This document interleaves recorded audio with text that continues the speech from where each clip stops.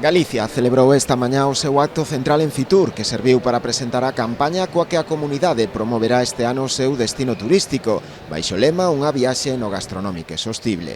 O acto contou coa presenza, entre outras autoridades, do presidente da Xunta, Alfonso Rueda, que destacou a proposta baseada na calidade da materia prima do produto local, que sitúa a nosa comunidade no mapa da excelencia, adaptada ás demandas actuais do visitante. Y volver a un atardecer en las CIES y entender por qué las sillas atlánticas aspiran a ser patrimonio de la humanidad, o volver a saborear otra vez algunos de los platos que vimos aquí y otros muchos, y comprender por qué la cocina gallega está, sin perder las esencias, con más potencia que nunca, y rompiendo cada vez más fronteras y teniendo cada vez más distinciones, volver a ese hotel en el que estuvimos una vez o conocimos por primera vez el año pasado y darte cuenta de que se puede uno sentir como en casa, estando muy lejos de su casa.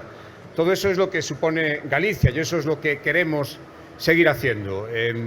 Lo que es muy difícil, por no decir imposible, describir. Por eso decía la oportunidad de los vídeos, las sensaciones que produce Galicia. Preguntarle a alguno de los que han hecho el Camino de Santiago. O stand de Galicia en Fitur tivo hoxe un protagonismo mediático maior, se cabe, que nas dúas xornadas anteriores.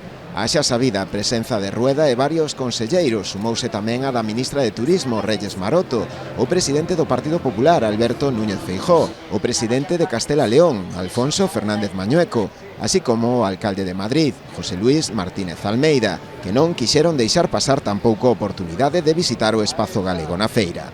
Durante os 3 días que van de Fitur no stand de Galicia celebráronse máis de medio cento de actos relacionados coa presentación de recursos, produtos e novidades relacionadas co sector turístico.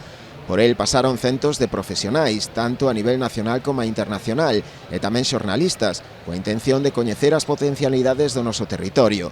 Pero Fitur non acaba aquí. Durante as xornadas de mañá e o domingo, as portas da feira abriránse xa para o público en xeral.